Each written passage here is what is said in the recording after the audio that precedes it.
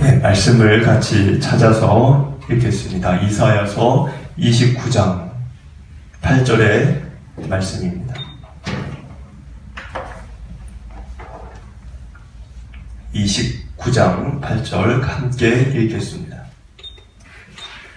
줄인 자가 꿈에 먹었을지라도 깨면 그 속은 여전히 피고, 목마른 자가 꿈에 마셨을지라도 깨면 곤비하며 그 속에 갈증이 있는 것 같이 시온산을 치는 열방의 무리가 그와 같으리라. 아멘. 네, 여러분들 반갑습니다. 요즘 날씨가 추워졌다 조금 풀렸다 이렇게 반복이 되는 것 같은데, 감기를 한 번씩 또 치르신 분들도 있을 것 같고, 남은 겨울 건강하게 감기 조심하시고 늘 이렇게 관리를 잘해서 남은 겨울이 여러분들에게 편안한 그런 계절이 되시기를 축복을 드립니다.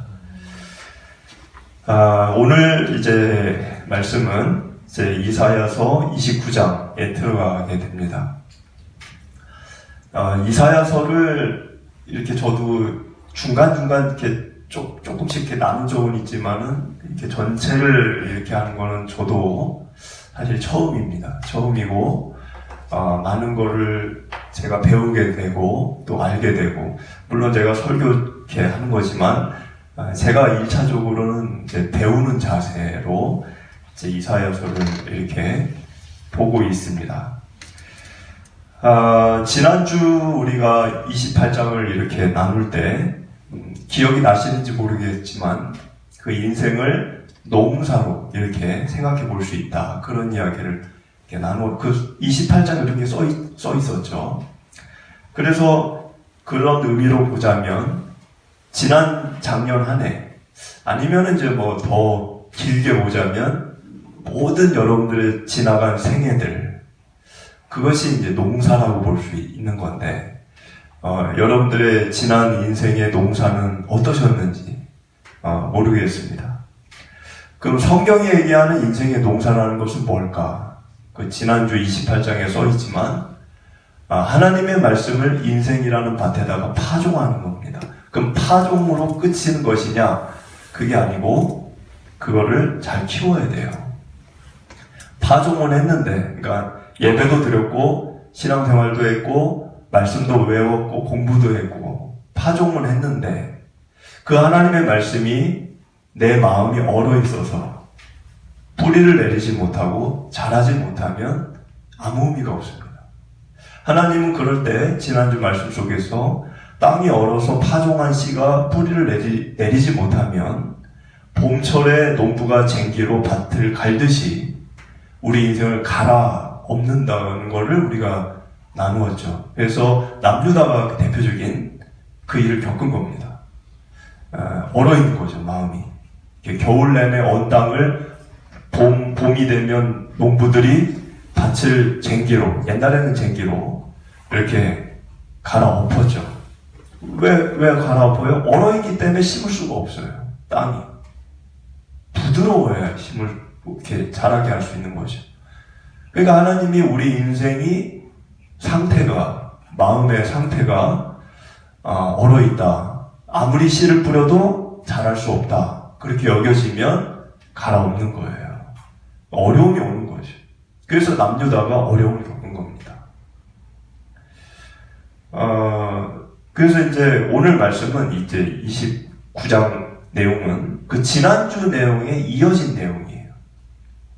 그런데 1절을 보시면 여러분들이 생소한 단어 아리엘이라는 단어가 반복적으로 나옵니다. 아리엘이 뭘까요? 아리는 사자라는 뜻이에요. 히브리어로. 엘은 하나님, 하나님의 사자, 뭐 이런 뜻으로 해석을 할 수 있겠죠. 그럼 왜 하나님의 사자? 뭘 얘기하는 걸까요? 아리엘. 여러분들 유다 지파, 야곱의 넷째 아들 유다가 성경을 보니까 창세기 49장 9절에 유다는 사자 새끼로다 이렇게 되어 있습니다. 유다의 그 어떤 상징 별명이라고 해야 될까요? 그러니까 그거를 사자로 묘사를 했다는 거예요, 유다를. 근데 여러분들, 유다 지파의 후손이 남유다예요. 다윗과 솔로몬과 예수님이 유다 지파의 혈통이에요. 사자를 상징하는 그 유다 지파의 후손들이에요. 근데 열왕기상을 보면 여기 앞에 화면에 있지만 10장에서 유다 지파의 후손이었던 솔로몬이 왕이 됐을 때 궁전에 자기 왕궁에 왕의 보좌의 양옆에 사자로 조각상을 만들어 이렇게 세워놨습니다. 왜 사자를 이렇게 만들어 놨을까요? 자기 지파의 상징이 사자예요. 그러니까는 지금 1절, 여러분들 본문의 1절에 슬프다 아리엘이요. 이 아리엘이라는 거는 남유다를 얘기하는 겁니다.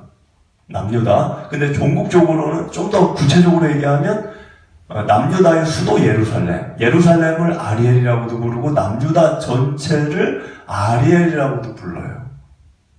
그러니까 지금 슬프다 아리엘이요 1절의 그 말은 이사야의 이제 하나님의 마음이죠. 이사야는 전하는 거고 하나님이 슬프다는 거예요. 남유다 너희들을 볼 때 내가 한탄스럽고 지금 눈물이 난다. 슬프다. 좋은 얘기가 아니죠. 왜 슬프다는 거예요? 지난주 우리 나누었던 대로 농사를 잘못 지었어요. 하나님이 씨를 많이 뿌렸는데 선지자들을 보내고 율법을 주고 모세에게 십계명을 주고 가르치고 했는데 신명기도 하고 많은 말씀을 가르쳤는데 파종을 했는데 자라지를 못했어요. 이거 슬픈 거죠. 그래서 이제 여기 1절을 보니까 다윗이 진친 성읍. 그러니까 다윗이 그러니까 진친이라는 요 단어가 영어 성경을 내가 보고 이렇게 다 보니까 거주하다 이런 뜻인가. 다윗이 거주했던 성읍이요. 그러니까 우리 식으로 얘기하면 다윗이 살았던 예루살렘이요. 어쩌다가 너가 이렇게 됐느냐 이런 뜻이에요. 신앙 좋은 그 훌륭한 다윗이 살았던 예루살렘 아니냐. 근데 어쩌다가 이렇게 됐느냐, 어쩌다가. 그러면서 갑자기 그 뒤에 해마다 절기를 얘기해요. 절기를 돌아오려냐. 이게 무슨 말이냐면, 여러분들, 우리 기독교인들도 절기를 지켜요. 그래서 여러분들, 지금 무슨 절기죠? 지금 현재? 주연절이죠. 주연절 지나면 사순절 지나면 부활절 지나면 또 성령 강림절, 그 다음에 또 절기가 계속 오죠. 그래서 우리가 성탄절 계속 지키는데 반복적으로 지키죠. 반복적으로 또 돌고. 근데 이스라엘 사람들도 그랬다는 거예요. 절기를 반복적으로 지켜요. 안 지키는 게 아니에요. 이스라엘 사람들이 하나님을 안 믿는 건 아닌데 지금 현재 수많은 번제를 드려요. 지금 이 야단을 맞을 때도 예루살렘 성전에는 번제물이 끊임없이 이렇게 닫히고 있는 때예요. 절기도 계속 지켰어요. 그런데 하나님은 마음이 슬프다는 거예요. 왜 그랬는지는 다음 주에 얘기 나눌 겁니다. 다음 주 9절부터 다음 주가 9절부터인데 그 원인을 얘기해요. 이스라엘 사람들이 뭐 때문에 하나님의 심판을 받았는지. 첫째, 둘째, 셋째 이렇게 쭉 나오는데 간단히 얘기하면 이겁니다. 뭐냐면 이사야서 1장 11절에 옛날에 나누었어요. 이사야서 1장 11절에 이 남유다의 죄를 하나님이 적나라하게 얘기한 적이 있었어요. 그게 뭐였냐면 헛된 재물을 가져오지 마라. 그리고 너희들이 드리는 그 분향 그것이 가증스럽다. 그리고 너희들이 월삭과 안식일로 모이는 그 모임이 내게 무거운 짐이다. 너희들이 이렇게 예배 때 모이는 게 아무리 많이 모여도 아무리 많은 재물을 드려도 내 마음이 무거울 뿐이라는 거예요. 그리고 이제 너희가 많은 기도를 드리는데 그 기도를 안 드린 게 아니에요. 많은 기도를 드린다 그랬어요. 이사야서 1장 11절부터 쭉 보면 많은 기도를 드리는데 안 드리는 게 아닌데 너희 손에 뭐가 가득하다? 피가 가득하다. 피가. 용서 없어. 그냥 주변에 있는 사람들을 막 그냥 다투고 미워하고 싸우고 그러면서 기도를 해요. 손에 피가 가득한 거예요. 하나님이 아주 경멸을 했어요. 예배를 차라리 드리지 말아라. 그러니까 그 얘기는 뭐냐면 이스라엘 사람들이 예배를 안 드린 게 아니에요. 다 했어요. 다 했어. 절기도 드리고 예물도 드리고 뭐 월삭 안식일 다 했어요. 다 했는데 그건 겉모습이고 마음의 이 마음이나 삶의 이런 모습들은 하나님의 뜻에서 완전히 멀어진 상태. 그래서 신앙의 불이 모양은 있는데 불이 아닌 거예요. 이미 꺼진 불이야. 모양은 뭐 불처럼 보이는데 가짜죠, 가짜. 그래서 하나님이 슬프다 1절에 오늘 이런 말을 한 겁니다. 근데 2절을 우리가 이렇게 보시면 2절에 여기 2절은 좀 어려울 수 있으니까 한번 읽어보겠습니다. 내가 아리엘을 괴롭게 하리니 그가 슬퍼하고 애곡하며 내게 아리엘과 같이 되리라. 여러분들 앞에도 아리엘이 있고 뒤에도 아리엘이 있어요. 헷갈리시죠? 앞에도 아리엘이 있고 뒤에도 아리엘이 있는데 이게 무슨 말인지 이게 좀 헷갈려요. 이게 무슨 뜻이냐면 앞에 있는 아리엘, 그러니까 내가 아리엘 괴롭게 한다. 앞에 있는 아리엘은 남유다를 얘기하는 거예요. 그러니까 남유다가 하나님을 떠나 패역한 세대가 되어졌기 때문에 그들을 하나님이 심판해서 그들이 이제 괴롭게 된다는 거예요. 그럼 뒤에 있는 아리엘은 뭘까요? 뒤에 있는 아리엘. 뒤에 내게 아리엘과 같이 되리라. 뒤에 있는 아리엘은 여러분들 그 번제단이라는 구약 시대에는 이제 짐승을 각을 떠서 하나님께 이제 불로 살라가지고 그 연기를 하나님께 번제를 드리잖아요. 근데 구약에서 번제를 드릴 때는 성막의 번제단이 있고 성전의 번제단이 있어요. 이게 두 개가 좀 달라요. 그러니까 이게 시대가 다른 거예요. 시대가. 성막은 언제죠? 성막은 광야.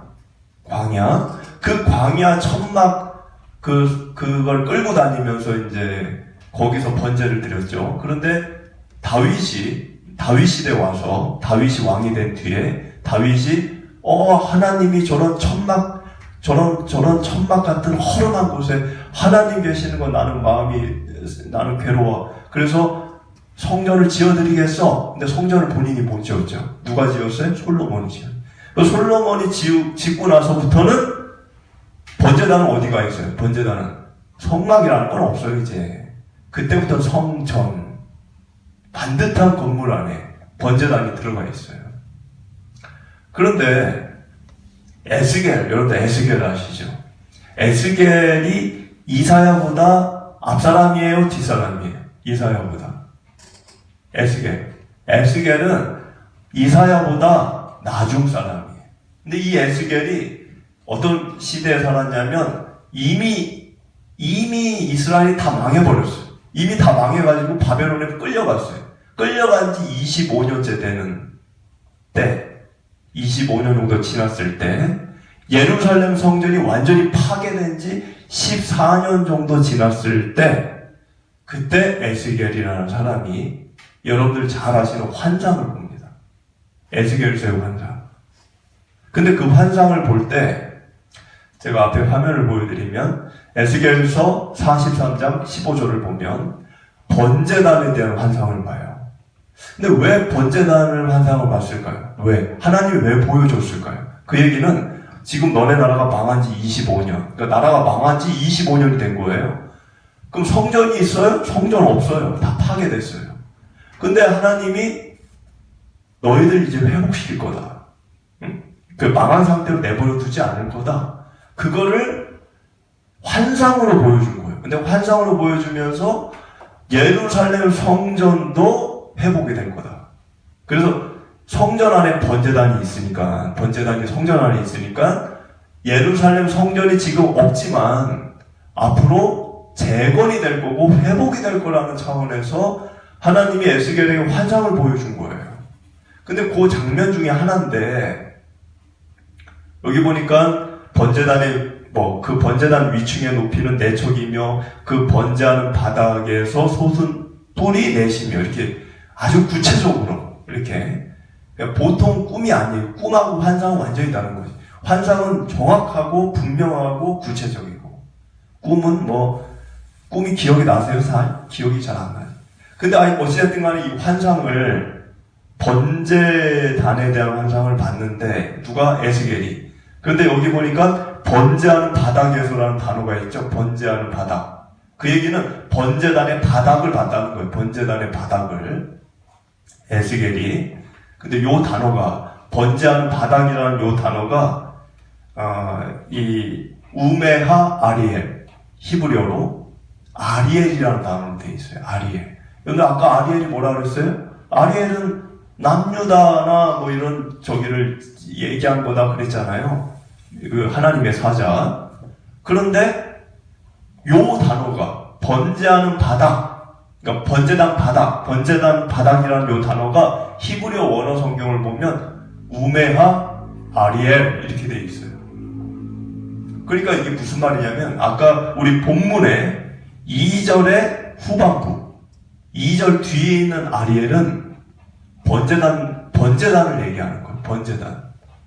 그러니까는 아리엘이라는 뜻이 두 가지가 있는 거예요. 그렇게 보면 하나는 남유다, 또 하나는 번제단에서도 바닥을 얘기하는 거예요. 그러면 이제 그런 이해를 갖고 여러분들 2절을 보십시오. 2절을 보면 이스라엘이 그러니까 남유다를 하나님 괴롭게 한다는 거예요. 왜?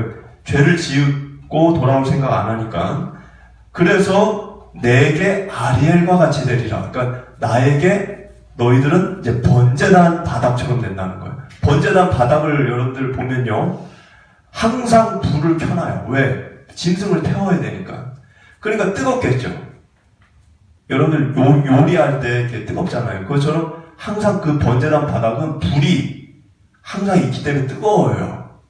그것처럼 너희들이 된다는 거예요. 너희들이 심판을 이제는 겪어야 되기 때문에 불길에 휩싸이는, 그러니까는 불길에 휩싸여서 그 번제단에 그 올려진 그 재물처럼 잘못되고 부정하고 죄악된 것들이 다 태워지는 거예요. 내게 아리엘과 같이 되리라. 나에게 내 성전, 하나님의 성전의 번제단처럼 그 바닥처럼 너희들은 불길에 휩싸이게 될 것이다. 이런 뜻이에요. 3절, 4절을 보면 3절을 보니까 내가 너를 그러니까 사면으로 둘러 진을 치고 너를 애워 대를 쌓아 너를 친다 이렇게 돼 있는데 3절, 4절 특히 이제 4절이 좀 굉장히 어려워. 오늘 말씀 중에 제일 제가 봤을 때 좀 어려운 게 4절인데 4절이 뭘 말할까? 우리 한번 4절 같이 읽어보겠습니다. 4절. 내가 낮아져서 땅에서 말하며 내 말소리가 낮이기 티끌에서 날 것이라. 내 목소리가 신접한 자의 목소리같이 땅에서 나며 내 말소리가 티끌에서 짓거리리라. 전혀 지금 뭘 얘기하는지 이게 느낌이 안 오시죠? 이 좀 어려운 부분인데 제가 쉽게 이해를 시키기 위해 하나 예를, 굳이 이걸 내가 얘기 안 해도 되는데 이 말씀을 좀 설명을 하기 위해 얘기를 좀 드리면, 언젠가, 그러니까 얼마 안 됐어요. 한 몇 달 전에 여기 교회 앞에 제가 이제 차를 주차하고 이렇게 들어오려고 하는데 저 건너편 인도에 어떤 할아버지가 넘어지셨어요. 넘어졌는데 넘어지면 일어나면 되잖아요. 근데 못 일어나는 거예요. 이 다리가 불편하신 분인 것 같더라고요. 그러니까 못 일어나고 얼굴을 땅에다가 이렇게 박은 상태에서 몸만 이렇게 막 이렇게 허우적거리는. 근데 사람들이 그냥 지나가는 거예요. 그래서 내가 그걸 보고 확 그냥 건너가서 일단은 내가 봤을 때 내가 그냥 이렇게 들어가지고 어떻게 혼자 할 수 있는 게 아닌 것 같아서 차를 일단 그쪽으로 가져갔어요. 저 건너편으로 유턴을 이렇게 해가지고 그 비상등을 켜고 그 할아버지를 일으켜 세워서 내 차에 실어서 집이 어디시냐고 묻고 얼굴에 피가 좀 나더라고요. 그래서 이제 화장지 좀 드리고 집에다까지 모셔다 드렸습니다. 근데 이제 그 부분을 제가 좀 이 말씀하고 좀 연관을 지어서 좀 설명을 드리려고 하는 건데, 지금 4절을 보면 너가 낮아져서 땅에다가 말한다 이렇게 시작이 되죠. 그러니까 그 말은 뭐냐면 지금 남유다에게 하는 거지만, 남유다 너희들이 마음이 교만해지고 높아지고, 그리고 이제 너희들이 마음을 스스로 높여서 그렇게 사니까, 내가 너희들에게 지혜를 얘기하고 가르쳐줘도 듣지 않으니까 이제 심판을 겪는다는 거죠. 하나님의 번제단 아리엘이 되는 거죠. 그렇게 되어졌을 때 너희들이 넘어져서 얼굴을 땅에다 대고 땅에다가 말하는 그런 모양새가 되는 거예요. 그래서 여기 4절을 보니까 티끌에, 그러니까 내 말소리가 낮이기 티끌에서 날 것이다. 티끌이라는 거에 모래, 흙 이런 거예요. 티끌이라는 게 뭐 먼지를 얘기하는 게 아니라 흙을 얘기하는 거예요. 그러니까는 땅에다 대고 못 일어서는 거예요. 사람 힘이 있으면 일어서잖아요.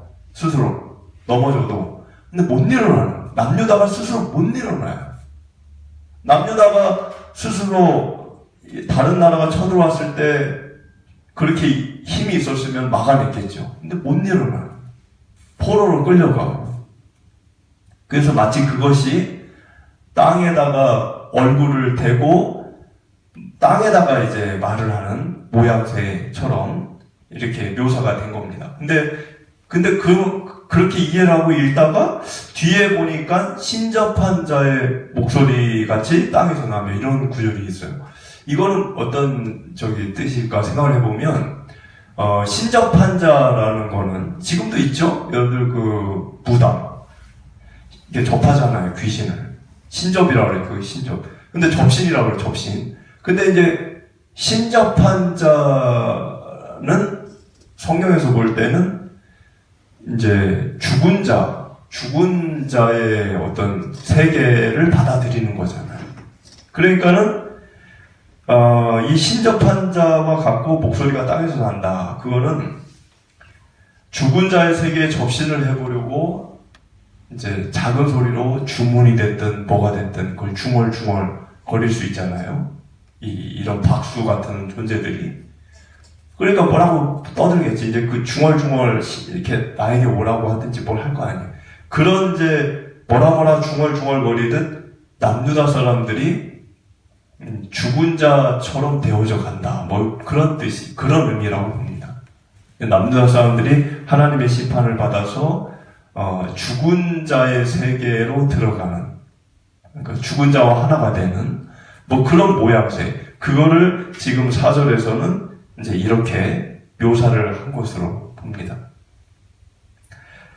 그러니까는 이제 우리가 배울 수 있는 건 뭐냐. 이제 우리도 마음이 높아질 때가 있어요. 우리도 살다 보면 욕망이 생기고 그 욕망을 달성을 하면 마음이 또 높아져요. 그럼 마음이 높아지면, 그러니까 내가 어느 정도 이룬 것이 있으니까 마음이 높아졌죠? 그럼 이루었다고 치면 또 욕망이 또 생겨. 그거보다 더한 욕망이. 그리고 그걸 또 이루면 마음이 또 높아져. 그러니까 계속 마음이 높아지는 거예요. 그렇게 되면은, 하나님이 볼 때는 뭐 그렇게 마음을 높이는 사람, 4절처럼 이제 마음이 높아지게 되면 하나님은, 이제 많은 걸 아무리 얻었고 누렸다 할지라도 그런 인생은 한낱 티끌, 모래, 땅에다 대고 얼굴을 대고 일어서지 못하는 그런 연약한 그런 존재를 언젠가는 마주하게 하나님이 하게 하신다는 거예요. 그게 나이 들어서든 뭐 죽기 직전이 됐든 언젠가 되었든 간에 그런 인생을 산 사람들에게는 그런 어려움을 언젠가는 마주하게 하나님이 하신다는 거예요. 우리 5절을 읽어보겠습니다. 5절. 그럴지라도 내 대적의 부리는 세미한 티끌 같겠고 강포한 자의 부리는 날려가는 겨 같으니 이 일이 순식간에 갑자기 일어날 것이라. 여러분들 이제 4절과 5절의 차이가 있습니다. 그러니까 4절까지는 남유다에 대한 이야기고, 이제 5절부터는 남유다를 공격한 아수르나 이제 이런 대적들, 바벨론, 이런 나라들에 대한 이야기예요. 그래서 5절을 보면 내 대적이라고 돼. 대적이 아수르, 바벨론. 근데 지금 이 5절의 이야기는 뭐냐?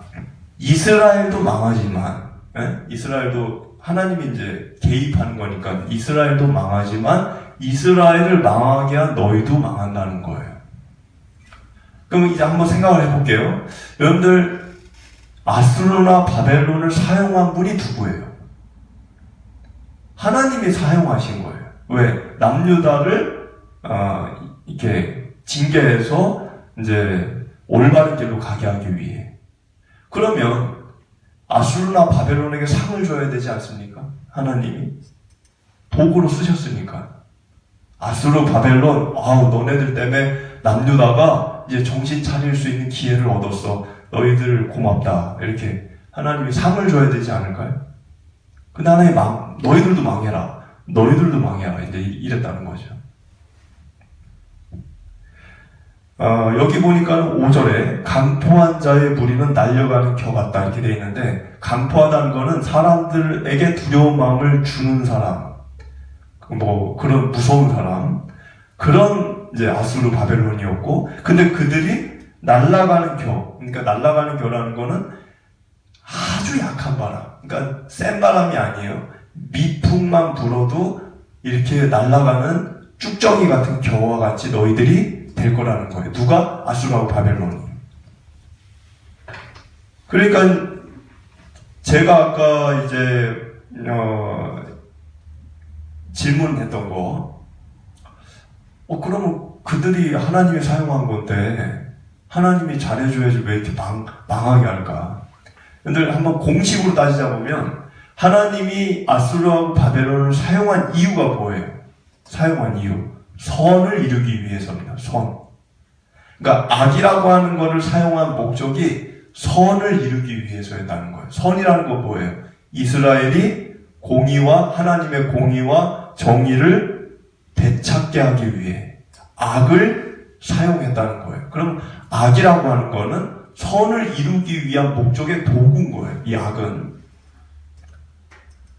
그러니까 그렇게 도구로 되어졌는데 그 악을 하나님이 심판한 거죠. 여러분들 이 부분을 좀 깊이 생각해 보면은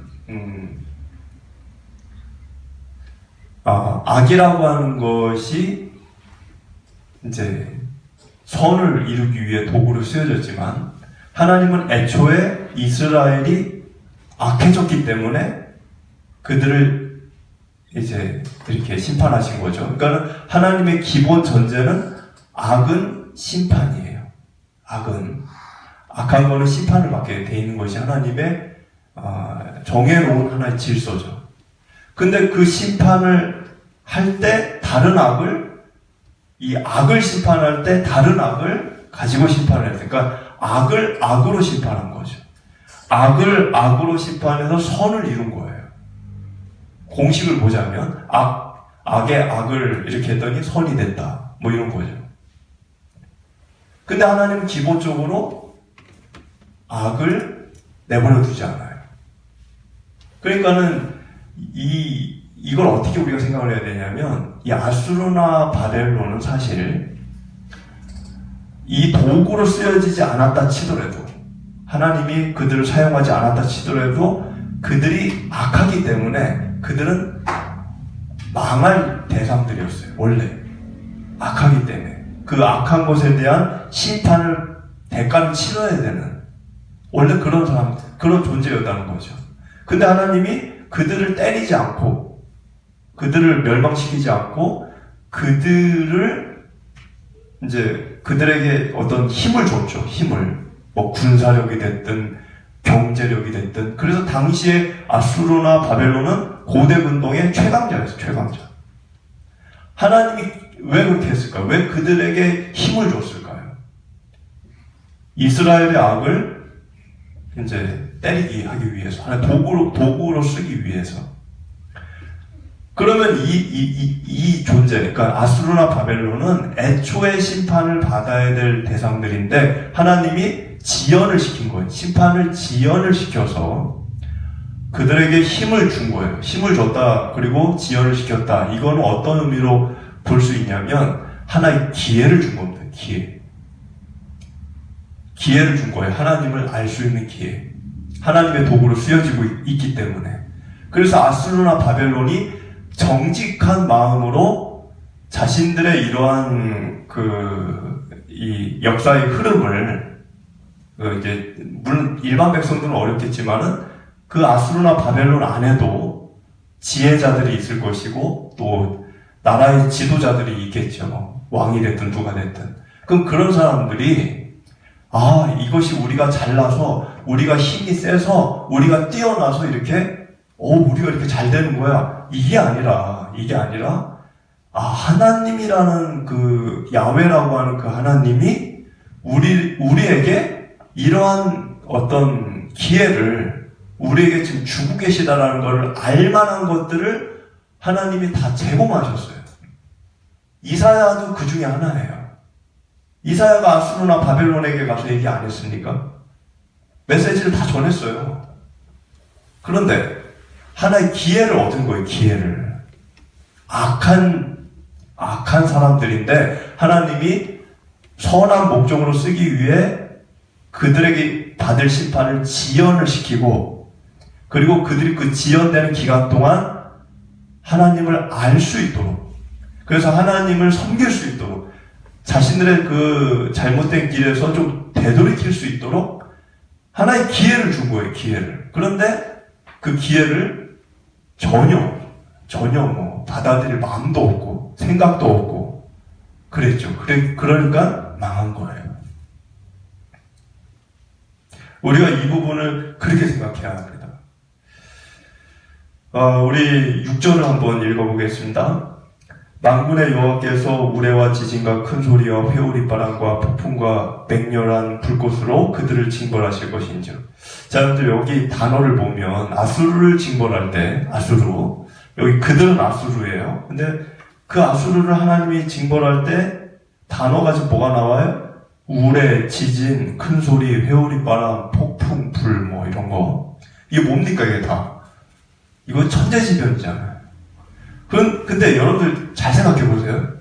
출애굽기 19장에서 하나님이 시내산에 강림하셨을 때 그때에도 우레, 번개, 지진 그게 있었어요. 그리고 열왕기상 19장에서도 엘리야가 호렙산에서 하나님을 만날 때 강한 바람, 지진, 불 이런 게 있었어요. 그러면 여러분 생각해 보세요.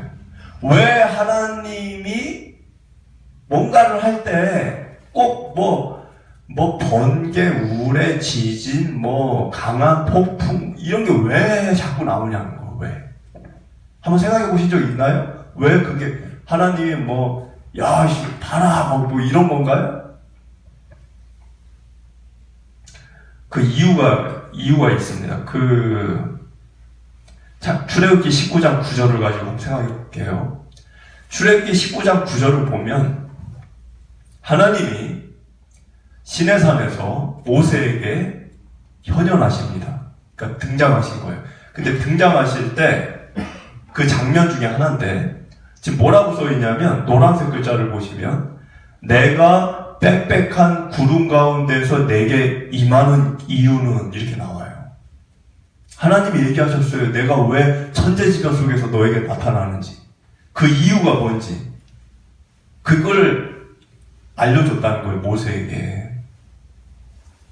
왜 하나님이 천재지변 속에서 등장하시냐? 여기 써있잖아요. 뭐라고 써있어요?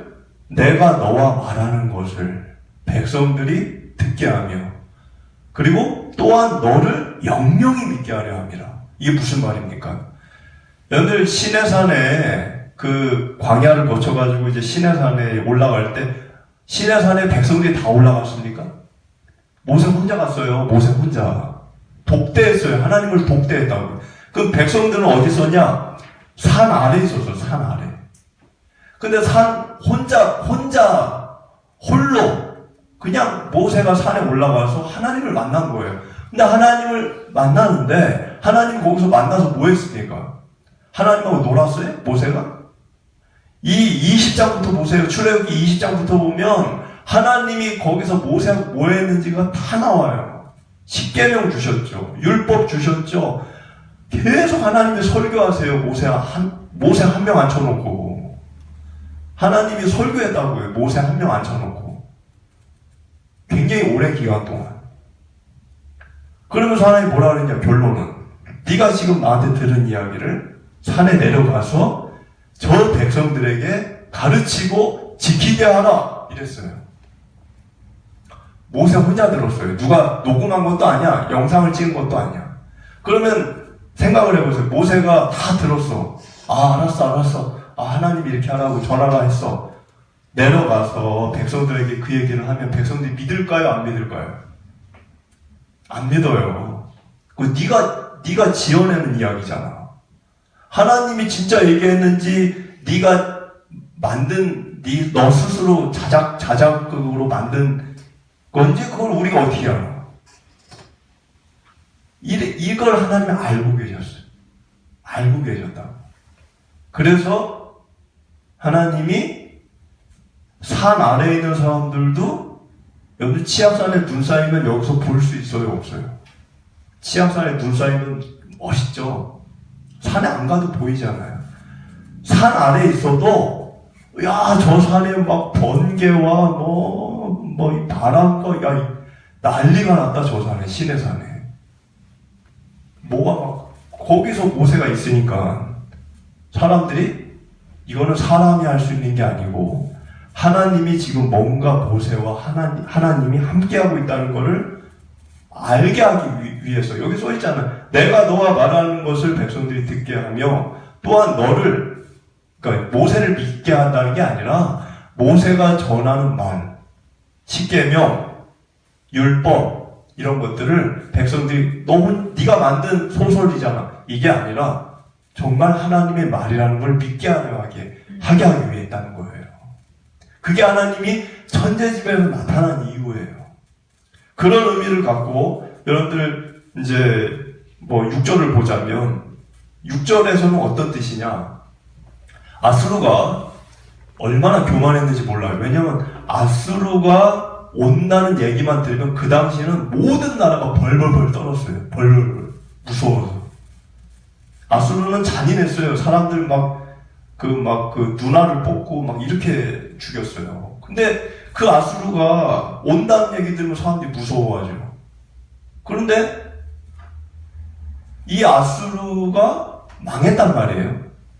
근데 이 아수르가 망할 때, 자기들을 생각할 때, 우리는 재수 없어서 망했어, 재수 없어서. 아니면, 우리는, 우리 같이 힘센 우리가 이렇게 망한 거는 누구 때문이야? 누구 때문? 저 왕 때문. 이럴 수 있잖아요. 아니면은, 상대방과 전쟁을 할 때 전략, 쟤네들이 아주 그냥 기술적으로 우리를 속여서 우리가 졌어. 이럴 수 있잖아요. 하나님 그걸 원치 않았다는 거예요. 너희들이 망한 거는 사람에 의해서 망한 게 아니라 하나님이 내가 너희들을 멸망시켰다는 거를 그들에게 알게 하기 원했다는 거예요. 사람 때문에 망했다, 누구 때문에 망했다, 이게 아니라 우리가 하나님 때문에 망했다. 그거를 그들 스스로 알게 하기 위해서 6절에 있는 천재지변, 그러니까 사람으로서 볼 수 없는, 사람이 살면서 볼 수 없는 아주 기이한 그런 어떤 역사를 그들에게 보여줘서 이거는 신이 지금 우리를 보라는 거다. 그거를 알게 하려고 했다. 그 얘기는 뭡니까? 아수르가 망하더라도 하나님께 돌아오길 원한 거예요. 망하더라도. 생각해보면 사람에게 망했다. 그러면 하나님 생각 안 하죠. 재수 없어서 망했다. 그러면은 하나님 생각 안 하죠. 망하고도. 하나님이 그 정도로 깊이 생각하시는 분이라는 거예요. 우리 7절을 읽어보겠습니다. 아리엘을 치는 열방의 무리 곧 아리엘과 그 요새를 쳐서 그를 공고하게 하는 모든 자는 꿈같이 밤에 환상같이 되리니.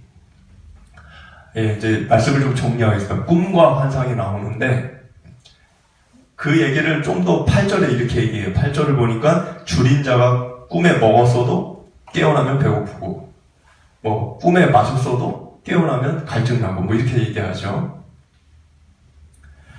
이 7, 8절의 말씀이 뭐냐면 그러니까는 아수르가 이제 바벨론이나 내가 힘이 세, 내가 원하면 다 할 수 있어, 누구든지 내 말을 거스를 자 없어, 이제 이렇게. 근데 이런 사람, 이런 존재, 사람이 됐든 뭐 그것이 나라가 됐든, 근데 이제 이런 존재들이 이제 막 하고 싶은 거를 막 하려고 할 거 아니에요. 못하게 하면 가만 안 둘 거 아니에요. 그래서 그거를 했다고 쳐. 하고 싶은 거를. 근데 그거는 하나님이 개입을 하는 순간 그것은 꿈과 환상처럼 된다는 거예요.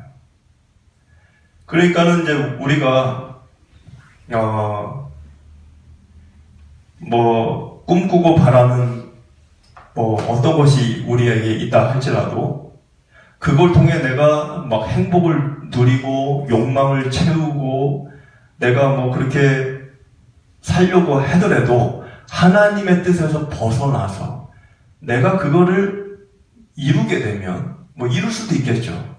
더러는 그렇게 되면 그것은 마치 뭐 이렇게 뭐 이거를 먹으면 배부를 것 같아. 예? 저거를 마시면 내 목마름이 해결될 것 같아. 갈증이. 근데 그거는 꿈이라는 거예요. 꿈에서 아무리 먹어봐요. 일어나면 배고파. 꿈에서 아무리 마셔봐. 일어나면 여전히 목말라. 그거와 같다는 거예요. 세상에서 너 욕망대로 한번 살아보려는 거야. 욕망대로 살아서 그걸 한번 누려보려는 거예요. 누려봐. 누려보면 전도서의 솔로몬의 고백처럼 이 모든 게 헛된 거구나. 이게 나를 배부르게 해주고 나를 이렇게 행복하게 해주는 게 아니구나. 네? 그거를 알게 된다는 거예요. 꿈이라는 거예요. 꿈. 환상. 여러분들, 그래서 하나님은 말씀을 통해 늘 우리에게 방향을 제시해주고, 그 방향을 그쪽으로 가면 안 돼, 이쪽으로 가야 돼. 그리고 올바른 길이 뭔지를 계속 끊임없이 말씀으로 얘기해 주시는 분입니다. 그거는 남유다도 경험했고 아수르도 경험한 거예요. 근데 우리가 그리스도인이라고 하면서도 근데 알죠. 어느 정도 아는데 어긋난 길로 가면서 살 때가 있어요. 하나님의 말씀을 듣고 뒤돌아보면, 이렇게 한 해를 뒤돌아본다고 쳐봐요. 하나님을 믿은 내가 지난 한 해를 이렇게 되돌아본다. 반듯하게 온 것 같은데, 뒤돌아보니까 완전히 막 사선으로 가 있는 거예요. 내 인생이. 엉뚱한 길을 간 거죠. 그러니까 한 해를 마무리할 때, 뒤를 돌아보면서, 진짜 이 한 해는 좀 축복이었다. 올 한 해처럼만 내년에도 살아나오고, 이게 아니라, 허무한 거예요. 허무한 거. 아마 그래서 하나님은 2700여 년 전에 쓴 이사야의 글을 지금 우리도 읽게 하는 겁니다. 아마 그래서. 우리도 그렇게 사니까. 남유다만 그렇게 사는 게 아니에요. 아수르만도 그런 게 아니에요. 지금 우리 인생들도 다 그렇게 살아요. 개개인마다. 그러니까 읽게 하시는 거예요. 그래서 여러분들 시작된 이 한 주 여러분 다시금 마음을 바로잡고 틀어져 있는 길들이 있다면 꺾으시기 바랍니다. 그래서 하나님이 가르쳐 주시는 올바른 방향으로 재설정을 하고 그 길을 걷게 되시는 이 한 해 되시기를 축복을 드립니다.